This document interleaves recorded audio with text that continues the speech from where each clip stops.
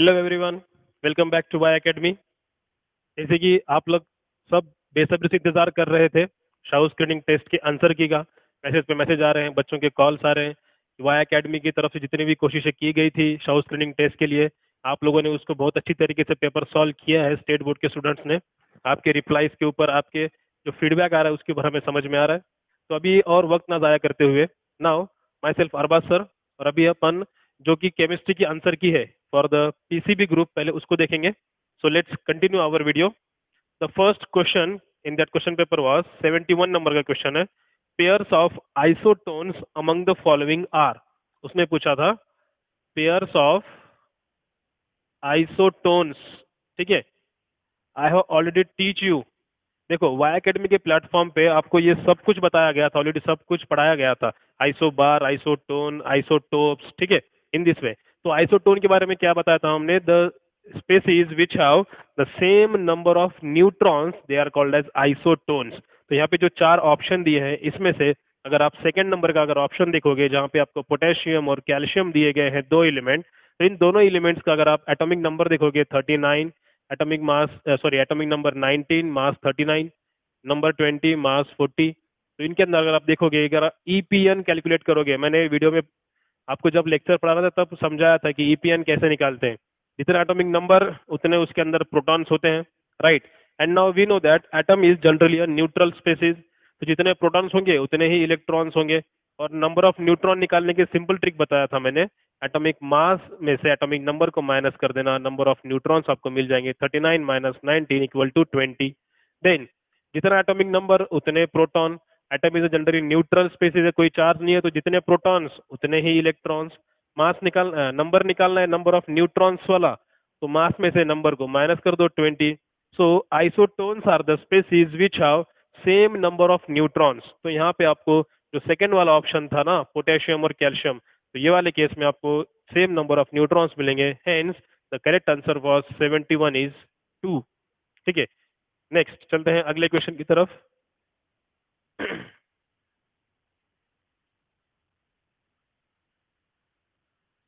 Okay आपको दो statement दिए गए थे। Statement one was petroleum is a soluble in water. Second, petroleum is a complex mixture of compounds of hydrocarbon. ठीक है, पेट्रोलियम, पेट्रोकेमिकल्स, ठीक है, ये टॉपिक आपके ऊपर रिवीजन कराया गया था। तो petroleum is a soluble in water, ये वाला एक फर्स्ट ऑप्शन है।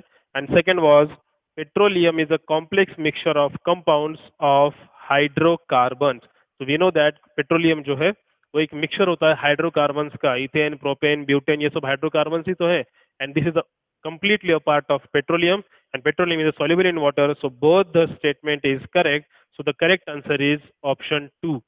Statement 2 is correct. ठीक है, so option second one is correct. और पेट्रोलियम सोल्यूबल इन वाटर नहीं होता है, इसलिए फर्स्ट वाला क्या होगा? गलत होगा। Petroleum is insoluble in water. Petrol, diesel ले लो, पानी में डिजोल्व थोड़ी होते हैं, वो नहीं होते। So only second statement is correct. Petroleum is a complex mixture of compounds of hydrocarbon, just like methane, ethane, propane, butane. So statement 2 is correct. That is the option number 2. Then 73 question number में आपको match the following दिया है। Column 1 में आपको दिए हैं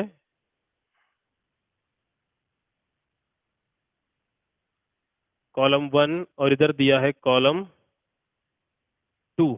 column 1 में आपको फर्स्ट ऑप्शन दिया है CO2 प्लस H2O। देखो, pollution, air, water, land, soil, noise, ये सब पोल्यूशन वाला टॉपिक अपन ने कवर किया था, right. In that pollution topic I have told you one concept, that is acid rain. Acid rain के बारे में बताया था कि एटमॉस्फेयर के जितने भी गैसेस हैं वो अगर रेन वाटर के साथ मिक्स हो गए, so they form some acids which are dilute in nature.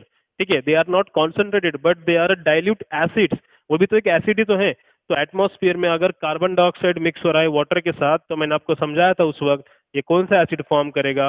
H2CO3, nothing but carbonic acid, right.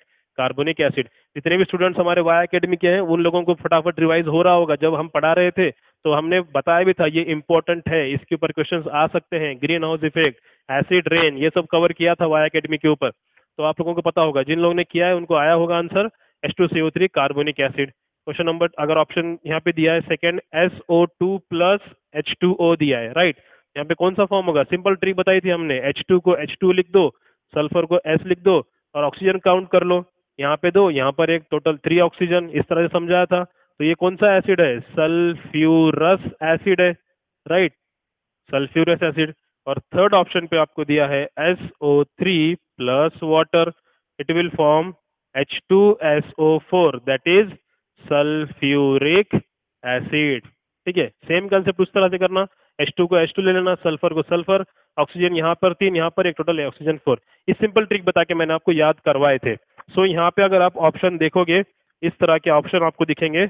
ए वाले का करेक्ट ऑप्शन आएगा यहाँ पे Q, बी वाले का ऑप्शन आएगा P और सी वाले का ऑप्शन आएगा R। So in this way this 3 correct options are included in the first option. तो 73 का ऑप्शन आएगा, 1 नंबर वाला करेक्ट आएगा। ठीक है, इस तरह से बहुत ही सिंपल था, बहुत ही इजी, विद इन सेकेंड बच्चों ने सॉल्व किया है। Okay, going to the next question. Which one of the following damage is caused by acid rain? Again acid rain के ऊपर क्वेश्चन आया, पोल्यूशन टॉपिक के ऊपर। देखो, acid rain destroy forest, acid rain kills aquatic animals, acid rain can damage historical monuments, all of these। Here option will be all of these। acid rain की वजह से ये सब के सब इफेक्ट्स आपको डैमेज होते हैं, आपको दिख के आते हैं। नेक्स्ट 75 नंबर दिया है, number of H plus ion, 75 number बोल रहा है H प्लस आयन बताना है आपको, present in the produced in the water bye H2SO4, then H3PO4 and H3PO3। In the topic acid, bases and salt, I have taught you one concept, that is basicity of acid। Basicity of acid, ये concept मैंने आपको बताया था। What is the basicity of acid? And there is a similar concept, that is acidity of base. ये दोनों concept पढ़ाए थे। Basicity of acid मतलब क्या, कि किसी एसिड के अंदर कितने H प्लस के आयन होते हैं, that number is called as that that number which is present in the H plus ion present in the acid is called as basicity of acid. तो H2SO4 में आपको यहाँ पे 2 H प्लस आयन मिलते हैं, इसलिए इसकी बेसिसिटी 2 है। H3PO4 में 3 होते हैं और H3PO3 में भी 3 होते हैं। तो करेक्ट आंसर आपका आएगा 2, 3, 3। सो ऑप्शन 75 का 1 is the correct option, 2, 3, 3। That is, अगर इसी को हमने जब बताया था, अगर 2 होंगे तो इसको क्या बोलते हैं? डाई बेसिक एसिड बोलते हैं। 3 होंगे तो क्या बताया था मैंने? Try basic acid. और एक 3 को वापस से क्या बोलेंगे? Try basic acid. इस तरह से ये सब प्रैक्टिस कराई गई थी, जिन बच्चों को याद है उन्होंने इजीली सॉल्व कर दिया होगा। ओके, चलते हैं नेक्स्ट 76 वाला question. Select which one is true for electrolysis of dilute table salt. Table salt मतलब नथिंग बट NaCl। NaCl का डाइल्यूट सॉल्यूशन बना है, वाटर के साथ मिक्स करके बनाया है। तो इसमें वाटर के भी आयन्स ही तो है, ठीक है, वाटर के भी आयन्स इसके अंदर होंगे। तो जब इसका आप इलेक्ट्रोलाइसिस करोगे, breaking of bond with the help of electric current, यहाँ पे इलेक्ट्रोलाइसिस है यहाँ पे, ठीक है। तो इलेक्ट्रोलाइसिस की मदद से जब करोगे तो volume of gas form near the cathode is H2 and it is found to be double as the gate of gas form on the anode. तो जब जब वाटर के साथ इसका इलेक्ट्रोलाइसिस करते हैं, ठीक है, एक होता है फ्यूज्ड NaCl, एक होता है ब्राइन सॉल्यूशन। ब्राइन सॉल्यूशन मतलब 25% NaCl होता है वाटर के अंदर। तो ब्राइन सॉल्यूशन का जब आप इलेक्ट्रोलाइसिस करोगे तो अलग आपको अलग अलग चीजों मिलेंगे, कैथोड पे अलग कोई सब्सटेंस होगा, एनोड पे अलग होगा। जब वाटर होगा तो अलग मिलेगा। तो जब वाटर के साथ इसका इलेक्ट्रोलाइसिस करोगे NaCl का, then there will be volume of gas form near the cathode is, cathode पे इस वक्त आपको मिलेगा हाइड्रोजन गैस और एनोड पे मिलेगा ऑक्सीजन। बट ये तो करेक्ट है, बट यहाँ पे ऑप्शन में और एक क्या दिया है, the cathode is hydrogen and it is found to be double as that of gas form on the anode. Hydrogen का जो गैस आपको वहां पे फॉर्म होते हुए दिख रहा है, वो जो है एनोड से डबल पोजीशन में होगा, डबल होगा, क्योंकि ऑक्सीजन का वाटर में एक ही एटम होता है, हाइड्रोजन के 2 होते हैं। ऑब्वियसली हाइड्रोजन जो है ऑक्सीजन से डबल ही फॉर्म होता होगा, राइट, डबल होता ही है। इसलिए करेक्ट ऑप्शन आपका मिलेगा 76 का आपका, again first option will B right. Question number 77, इतना इजी क्वेश्चन था ये तो, सो मच इजी। देखो क्या बोल रहा है, which is not a property of ionic bond. बहुत से लोगों को यहाँ पे नॉट दिखाई नहीं है, ठीक है, क्वेश्चन रीड बहुत केयरफुली करना होता है। Which is not a property of ionic bond.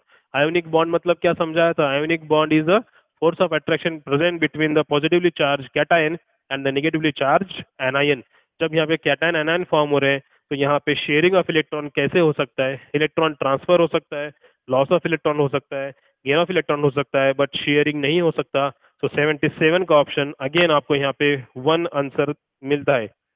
Sharing of electron is not a property of ionic bond, it is the property of covalent bond, right. Then the bonding in the ceramic is, ceramic जो होता है, ceramic के अंदर bonding जो है ionic भी होती है पार्शली और पार्शली कोवैलेंट भी होती है। So here the answer will B 78 वाले का आएगा 4। सिरेमिक के अंदर जो है पार्शली आयोनिक और पार्शली कोवैलेंट बॉन्डिंग होती है, रिमेंबर। 79 थोड़ा सा इंटरेस्टिंग क्वेश्चन था। Red ink is prepared from, red ink जो होती है वो प्रिपेयर्ड होती है कहाँ से, तो करेक्ट आंसर आता है इओसिन नाम के जो पिगमेंट होता है यहाँ से। तो 79 का ऑप्शन आता है 4, इओसिन। नेक्स्ट, ये क्वेश्चन बहुत बार पढ़ाते वक्त बताई था हमने, फॉर्मूला ऑफ लाइमस्टोन का फॉर्मूला पूछा था। देखो लाइमस्टोन बताया था, लाइम वाटर बना बताया था, ठीक है, सोडा लाइम बताया था, देन और ठीक है, हाँ ये और जो आएंगे बताता हूँ मैं। तो लाइमस्टोन का फॉर्मूला क्या होता है, कैल्शियम कार्बोनेट में होता है लाइमस्टोन, इसको अपन मार्बल भी बोलते हैं, दैट इज CaCO3। तो यहाँ पे करेक्ट ऑप्शन आपको मिलेगा 80 नंबर पे, सेकंड ऑप्शन करेक्ट मिलेगा। Next, froth flotation process is used to concentrate.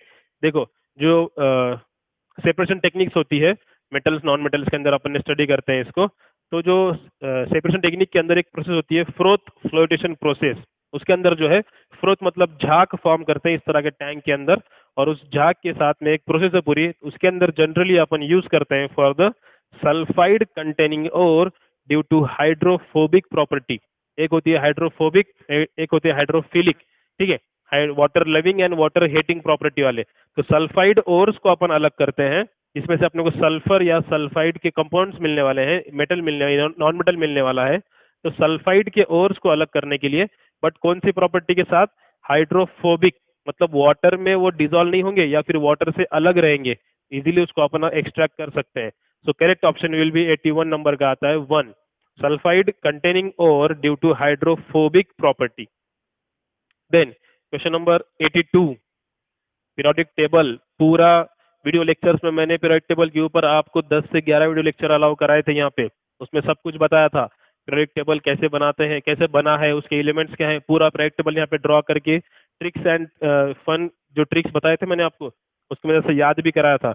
उसके जो ट्रेंड्स थे, atomic size, electronegativity, electron affinity, then atomic radius हो गया, राइट, ये सब ट्रेंड्स भी बताए थे। Metallic character, non metallic character, ये सब, nuclear charge, we everything we have seen in the study the periodic table topic.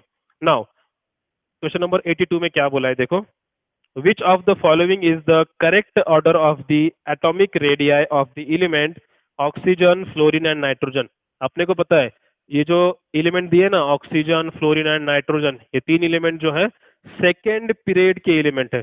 First में हाइड्रोजन हीलियम चला गया, सेकेंड शुरू होता है लिथियम से, इस तरह से lithium, beryllium, boron, carbon, nitrogen, oxygen, fluorine and neon. ये जो है पीरियोडिक टेबल का सेकेंड पीरियड है, राइट। स्टडी किया है अपन ने पूरा सेकेंड पीरियड। इस सेकेंड पीरियड के अंदर मैंने आपको पढ़ाते वक्त बताया था कि जो लेफ्ट हैंड साइड के एलिमेंट्स है जो है वो है मेटल्स, और जो राइट हैंड साइड में जो एलिमेंट्स है वो है नॉन मेटल्स, राइट। अब जब जब भी हम लेफ्ट साइड से राइट साइड की तरफ जाते हैं, then we know that the atomic radius decreases, atomic radius decreases. ये इसके पीछे क्या रीजन है, ये सब कुछ मैंने आपको पढ़ाते वक्त बताया है। मतलब एटॉमिक रेडियस क्या हो रही है, डिक्रीज हो रही है। तो इनके अंदर सबसे हाईएस्ट रेडियस किसकी होगी, लिथियम की, उसके बाद बेरिलियम की, फिर बोरॉन, फिर कार्बन, फिर नाइट्रोजन, फिर ऑक्सीजन एंड लास्ट में फ्लोरीन। मतलब सबसे छोटा कौन होगा, फ्लोरीन। और इन तीनों में सबसे बड़ा जो साइज होगी वो नाइट्रोजन की होगी। तो आपको यहाँ पे क्या पूछ रहा है, correct order of the atomic radii. तो सबसे करेक्ट ऑर्डर जो है सबसे बड़ा नाइट्रोजन, ठीक है, उसके बाद ऑक्सीजन और उसके बाद फ्लोरीन। मतलब सबसे छोटा जो है फ्लोरीन होगा, सबसे बड़ा नाइट्रोजन होगा। तो ये वाला जो ऑप्शन है आपका 4 नंबर का ऑप्शन है, इसलिए करेक्ट आंसर आएगा 82 वाले का 4, ठीक है। इस तरह से ये ट्रेंड्स वगैरह सब बताए थे। जो भी बच्चे वाया एकेडमी के हैं उनको ये सब पता है, जिन लोगों ने स्टडी किया है, they know all this type of question and their answer and how to solve them. Next question number 83 क्या बोल रहा है देखो, at a constant pressure, pressure constant है, a plot of volume as a function of a temperature, ठीक है, volume और temperature का ग्राफ है इस तरह से। T for 2 moles of an ideal gas gives a straight line slope, एक स्ट्रेट लाइन स्लोप निकल रहा है, इनका ग्राफ दिखाया उन्होंने इस तरह से। स्लोप की वैल्यू है 0.328 लीटर पर kelvin. The value of a P in atmosphere is close to the gas constant की भी वैल्यू दी है आपको, ठीक है। निकालने के लिए क्या बोला है, at a constant pressure the the value of the P in the atmosphere is close to, value of P पूछा है आपको, ठीक है। मतलब अब you know that ideal gas का इक्वेशन ही क्या होता है, PV equal to N R T, इस तरह से, राइट।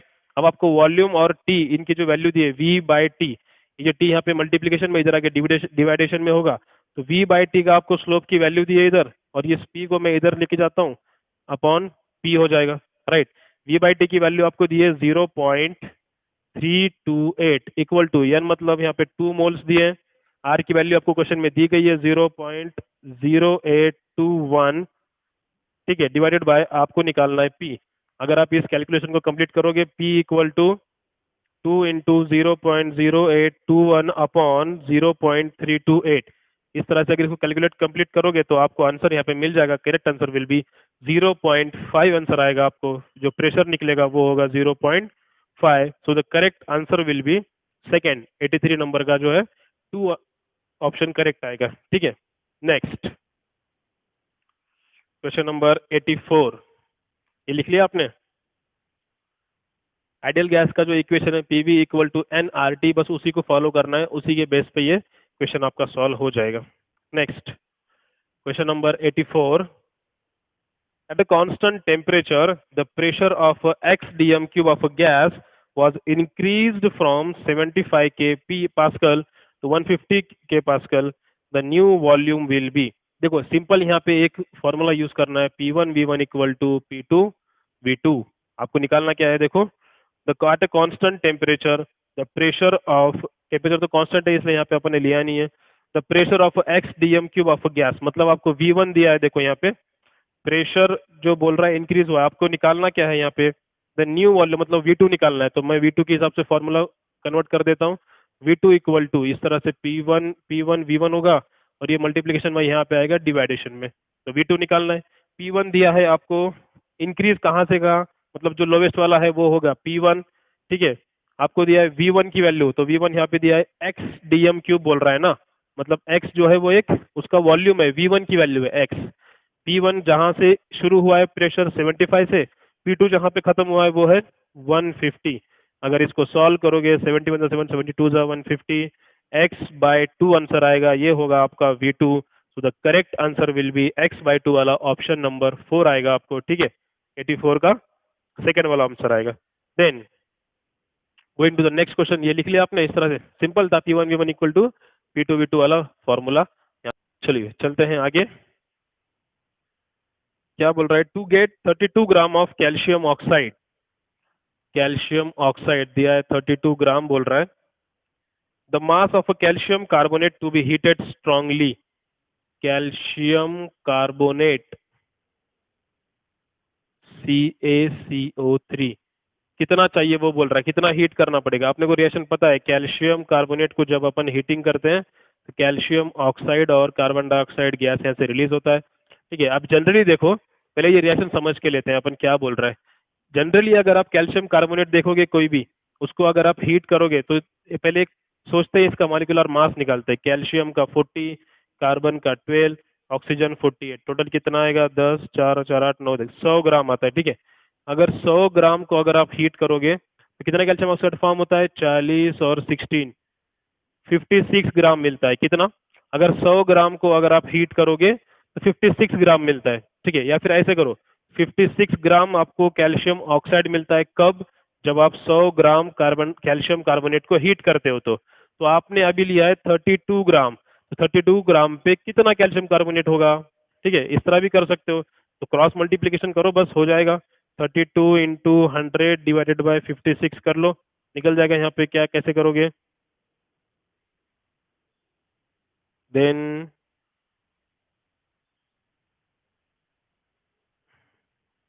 बाय 750,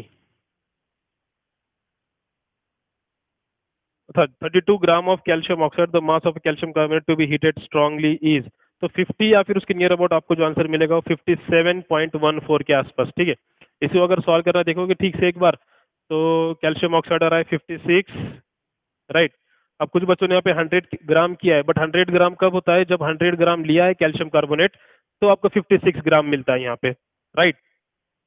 बट दिया है 32, तो 56 ग्राम मिलता है, 56 ग्राम से कम ही मिला है, तो कम मिला है मतलब 100 से वैल्यू क्या होगी आपकी, कम ही होगी वहां पे, ठीक है। तो इस तरह से उसको सॉल्व करना है। तो यहाँ पे 32 ग्राम के साथ अगर आप देखोगे स्ट्रांगली हीटिंग करने के बाद, तो आपको यहाँ पे करेक्ट आंसर आएगा 57 के आसपास आएगा, ठीक है, 57.64, इस तरह से आपको आंसर आएगा।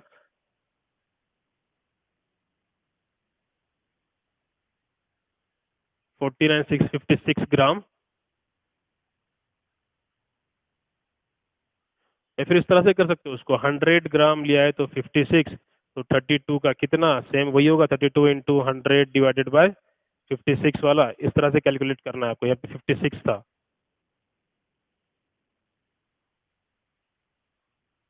राइट, इस तरह से 32 इंटू 100 डिवाइडेड बाय 56 था, तो 32 चार चार चौक 16, राइट, इस तरह से बे चौक 8 बे 36 14, देन 400 डिवाइडेड बाय 7 आएगा। पिछला वाला थोड़ा सा अपनी मिस्टेक हो गई कैलकुलेशन में, जब ये सॉल्व करोगे तो आपको दिखेगा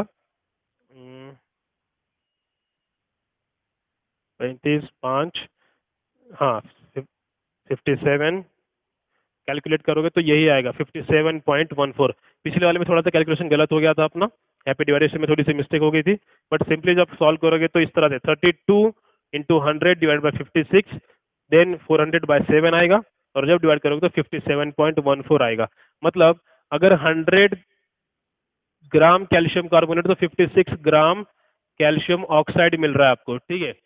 जब आपने 32 ग्राम लिया है, तो 32 ग्राम तब निकलेगा जब आप 57.14 ग्राम कैल्शियम कार्बोनेट को हीट करोगे। तो अगर 100 ग्राम को हीट करोगे तो 56 ग्राम 56 ग्राम मिलेगा, जब 57.14 को हीट करोगे तो 32 ग्राम मिलेगा। इस तरह से क्रॉस मल्टीप्लाई करके अपने को आंसर मिला 57.14 वाला, right. Okay, so the correct answer will B, कितने नंबर का क्वेश्चन था ये, 85 नंबर वाले का 4 आएगा, ठीक है, 85 नंबर का 4। Then 86, the number of oxygen atoms in 8 gram of oxygen molecule. देखो मास दिया है 8 ग्राम, ऑक्सीजन मॉलिक्यूल बोला है, ठीक है। क्वेश्चन नंबर कितना है, 86 वाला है। तो number of oxygen atom, number of atoms निकालना है, सिंपली पहले नंबर ऑफ मोल्स निकालने पड़ेंगे। नंबर ऑफ मोल्स कैसे निकालते हैं, number of moles equal to mass दिया है 8 ग्राम, मॉलिक्यूल का होता है 16, मतलब 1/2 आएगा, ठीक है। 1/2 आने के बाद 0.5 मोल्स आ गए। Number of moles, number of अभी मॉलिक्यूल्स मतलब एटम्स निकालने हैं, तो कैसे करते हैं, number of moles into Avogadro's number करना पड़ेगा आपको। जब ये कैलकुलेट करोगे तो आपको नंबर मिलेगा 3.011 इंटू 10 to the power 23 मिलेगा, ठीक है। इस तरह से ये वाला नंबर मिलेगा, जब कैलकुलेट करोगे तो यही नंबर आपको वहां पे दिखेगा। सिंपली क्या करना है, पहले नंबर ऑफ मोल्स निकालना है, और नंबर ऑफ मोल्स निकालने के बाद उसको सिर्फ मल्टीप्लाई करना है, ठीक है। देन ऑप्शन मिलेगा आपको 3.011 इंटू इंटू द पावर 23, इतने नंबर ऑफ मॉलिक्यूल्स होंगे ये क्या होंगे, मॉलिक्यूल्स। मास दिया था, पहले नंबर ऑफ मोल्स निकाल लिए, mass of substance upon molecular mass, mass दिया था 8 ग्राम, ऑक्सीजन का, एक ऑक्सीजन का होता है, ठीक है, ऑक्सीजन मॉलिक्यूल जो है इसका मास ले लिया 16, उसको डिवाइड किया 0.5, 0.5 लेके फिर उसको मल्टीप्लाई किया तो कितना आएगा, 3.011 इंटू द पावर 23 आएगा, ठीक है। इस तरह से कैलकुलेशन होगा। आई होप आपने लिख लिया है। देन सेकेंड, आगे चलते हैं।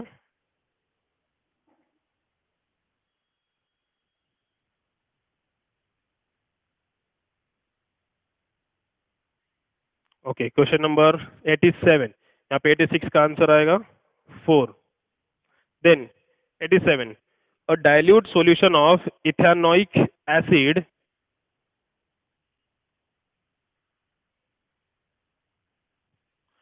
a dilute solution of ethanoic acid इन water is called as, ethanoic acid का जब डाइल्यूट सोल्यूशन बनता है तो उसको अपन विनेगार बोलते हैं, ठीक है।